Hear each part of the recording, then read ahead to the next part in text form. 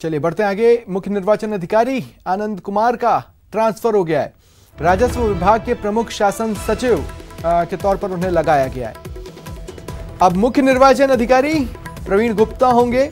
कार्मिक विभाग ने इस संबंध में आदेश जारी कर दिए हैं।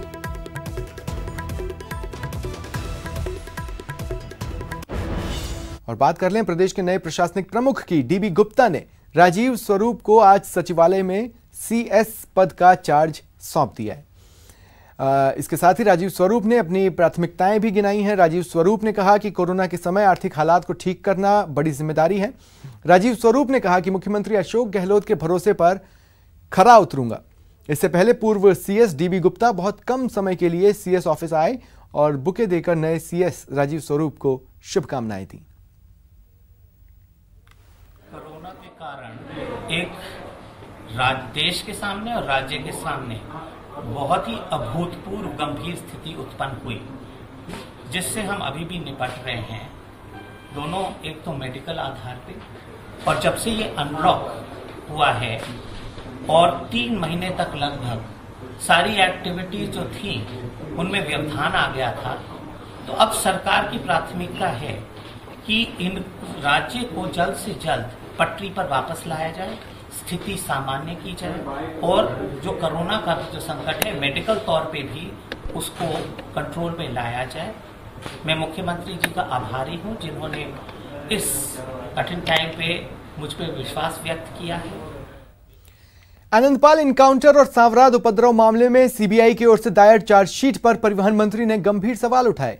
मंत्री ने मीडिया से बातचीत में कहा कि ऐसा पहली बार हुआ है जब सीबीआई ने न्याय मांगने वालों को ही आरोपी बना दिया। उन्होंने कहा कि आनंदपाल मुठभेड़ की सीबीआई जांच सवालों के घेरे में है। मुठभेड़ की जांच ही नहीं की, उल्टे सीबीआई से न्याय की मांग कर रहे नेताओं और सामाजिक कार्यकर्ताओं को दोषी बना दिया। मंत्री ने बीजेपी के दबाव में सीबीआई पर गलत जांच करने का आरोप लगाया। बात का बड़ा आश्चर्य और दुख भी है। आनंदपाल के परिवार को न्याय दिलाने के लिए जिन लोगों ने आंदोलन किया, वो आनंदपाल के परिवार को न्याय दिलाने की मांग कर रहे थे। उनकी मां, उनके परिवार के लोग, उनकी बेटियां, उनके बच्चे सब गए। एक मां ये कह सकती है कि मेरे बच्चे का फर्जी एनकाउंटर हुआ। ये बात मां ने उठाई और पूरे परिवार ने कहा। उसके बाद एक आंदोलन खड़ा हुआ और आंदोलनकारी नेता जो थे उन्होंने यही कहा, पब्लिक ने ये कहा, मैंने उस वक्त कहा भी ये बात। तब उन लोगों ने कहा कि भाई आनंदपाल प्रकरण में ये हत्या है और यदि ये एनकाउंटर सही है तो जांच हो जाएगी। आरसीए की एग्जीक्यूटिव कमेटी का बड़ा फैसला। सिलेक्शन कमेटी मामले में संविधान में संशोधन होगा। ये बड़ी खबर हम आपको बता रहे हैं।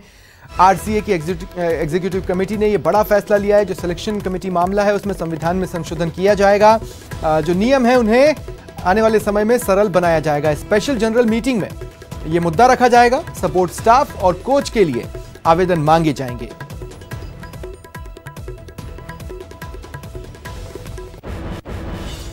वहीं राजस्थान क्रिकेट एसोसिएशन ने अपने नए स्टेडियम की कवायद तेज कर दी है। आज एग्जीक्यूटिव कमेटी की बैठक में नए स्टेडियम के मुद्दे पर चर्चा की गई।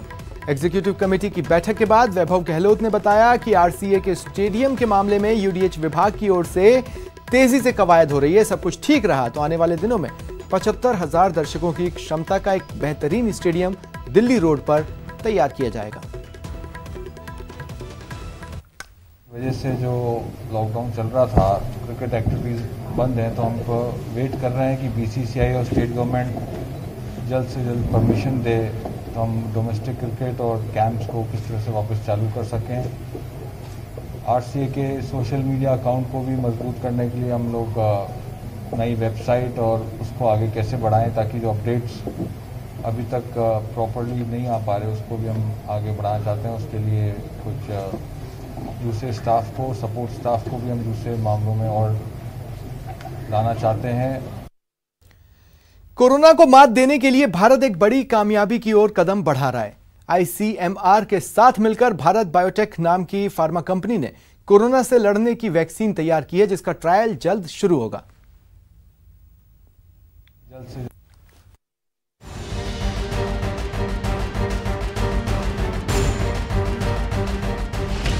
15 अगस्त तक कोरोना की वैक्सीन, भारत बायोटेक की कोवैक्सीन, 7 जुलाई के बाद ह्यूमन ट्रायल।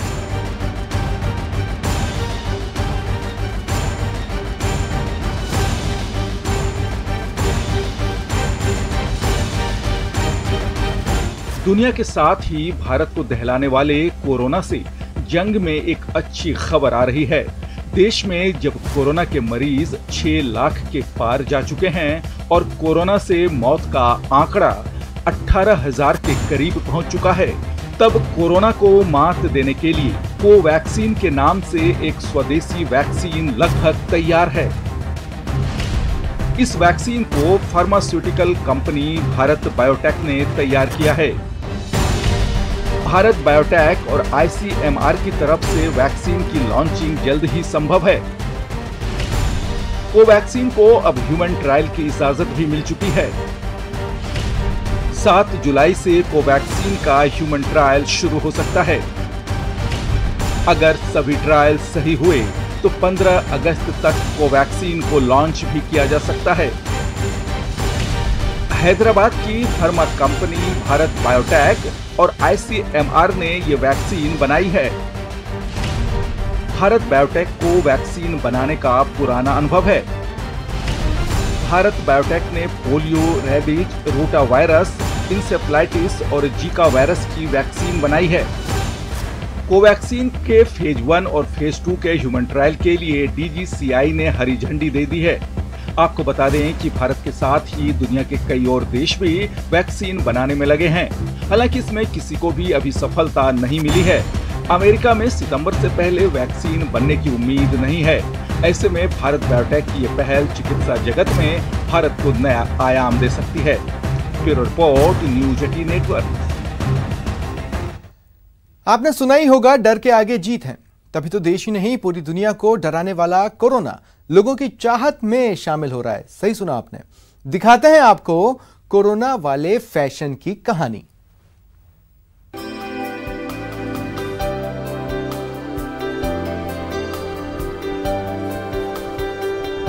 कोरोना वाला फैशन देखा है क्या?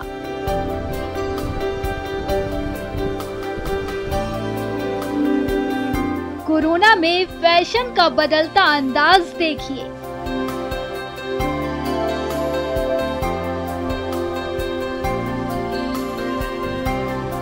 जी हाँ, जिस कोरोना को आप अपने आसपास भटकने नहीं देना चाहते, उसी कोरोना को अगर आप अपने बदन पर चिपकाए घूमना चाहें तो क्या कहा जाएगा? जी हाँ, ऐसा देखने को मिल रहा है। डरने वाली कोई बात नहीं है। कोरोना फैशन में शामिल हो रहा है। कोरोना की प्रिंट वाले कपड़े लोगों को खूब भा रहे हैं। कोरोना से लोगों को भले ही डर लगता हो, लेकिन इस प्रिंट के कपड़े लोगों को लुभा रहे हैं। अभी मार्केट में कोरोना का टेस्ट चल रहा है, जो ड्रेस मटेरियल में आया है, साड़ियों में भी आ रहा है। अभी ग्राहक इसको बहुत ज़्यादा पसंद कर रहे हैं, बहुत ज़्यादा चल रहा है। ये कोविड-19 जिस तरह कोरोना का टेस्ट, जिस तरह कोरोना का कीड़ा है, उसी तरह का टेस्ट इस कपड़े पर बनाया हुआ, जो कि ग्राहक अच्छा लगा रहे हैं, बढ़िया पसंद कर रहे हैं। जी हाँ, सही सुना आपने। ग्राहकों को कोरोना प्रिंट खूब पसंद आ रहा है। अभी करीब 12 तरीके के प्रिंट मार्केट में आ चुके हैं। कोरोना प्रिंट वाली साड़ी हो या लहंगा, महिला ग्राहकों को खूब भा रहा है। खास बात है कि इस प्रिंट के कपड़े पहनने के बाद ना तो क्वारंटाइन होने की जरूरत है और ना ही सोशल डिस्टेंसिंग की जरूरत है। यानी कोरोना प्रिंट वाले कपड़े बदन पर लिपटाए निकल पड़िए सड़क पर बिंदास होकर, क्योंकि डरना मना है। न्यूज 18 के लिए उदयपुर से सतीश शर्मा की रिपोर्ट।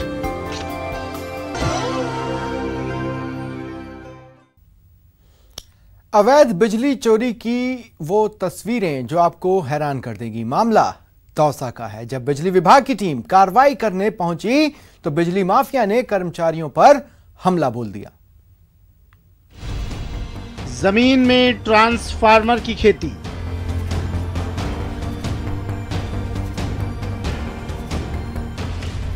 दौसा में ट्रांसफार्मर के लुटेरे,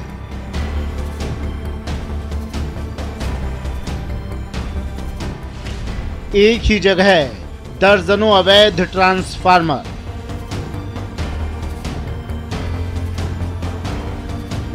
तस्वीर देखकर आप सोचने को मजबूर हो जाएंगे कि एक साथ इतने ट्रांसफार्मर आए कहां से। महुआ एरिया में क्या है, बिजली चोरी बहुत ज़्यादा हो रही है। कुछ अवैध ट्रांसफार्मर लगे हुए हैं, तो उनको क्या नाम है आइडेंटिफाई करके और उस एरिया में क्या अवैध ट्रांसफार्मर हटाने बिजली चोरी के लिए टीमें बना के विजिलेंस की और ऑन डैम की भिजवाई गई थी। जी हाँ, सही सुना आपने।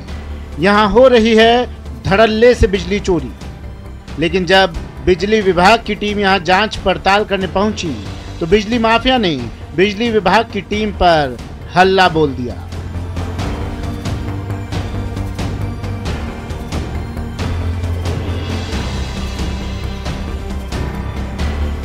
वाकया है बाड़ा बुजुर्ग गांव का, जहां के स्थानीय लोगों ने कई गाड़ियों में तोड़फोड़ की और कर्मचारियों को पीटा। अवैध ट्रांसफार्मर लगा के पानी सप्लाई किया जा रहा था। उस पर विद्युत विभाग टीम के साथ विद्युत पुलिस जाब्ता के साथ साथ स्थानीय पुलिस जाब्ता में था। लेकिन वहाँ पहुँचे तो जो महिलाओं ने और गाँव वालों ने विरोध किया, उस वजह से पूरी कार्रवाई नहीं हो सकी। खास बात यह है कि बिजली विभाग की टीम के साथ पुलिस भी मौजूद थी, लेकिन फिर भी माफिया का दम देखिए कि सरकारी अधिकारियों पर हमला बोल दिया। दौसा में पहले भी ऐसी कई घटना हो चुकी हैं। बृहस्पतिवार को भी दौसा के महवा में स्थानीय लोगों ने बिजली निगम के कर्मचारियों पर हमला बोल दिया था। गुस्साए लोगों ने निगम कर्मचारियों की गाड़ी में तोड़फोड़ करने के बाद एक कर्मचारी की पिटाई कर दी थी। इतना तो साफ है कि दौसा के ये दो गांव की कहानी नहीं है, बल्कि बिजली चोरी का एक गोरख धंधा पूरे जिले में सक्रिय है, जिसे किसी बड़े माफिया का संरक्षण भी मिला दिखता है। दौसा से न्यूज़ 18 के लिए आशीष शर्मा की रिपोर्ट।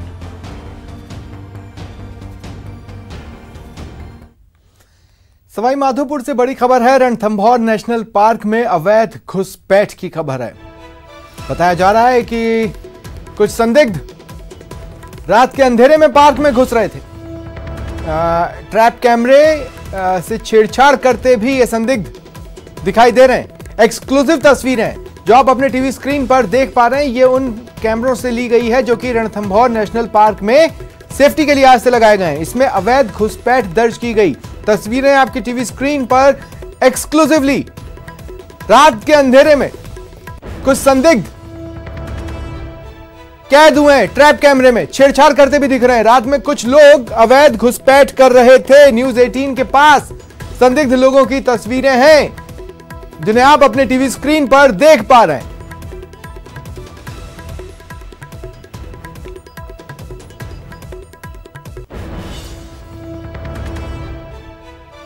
ये तस्वीरें देखिए आप अपने टीवी स्क्रीन पर।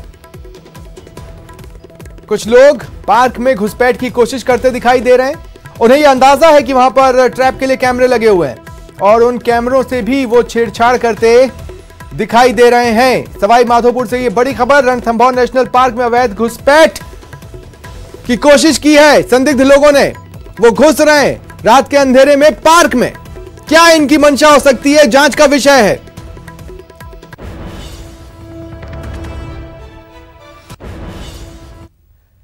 कोरियोग्राफी की मास्टर जी सरोज खान अब हमारे बीच नहीं रहीं, लेकिन उनकी यादें हमारे साथ हमेशा रहेंगी। हम आपको सरोज खान की एक ऐसी दुर्लभ तस्वीर दिखाने जा रहे हैं जो शायद ही कहीं और मिले। ये फोटो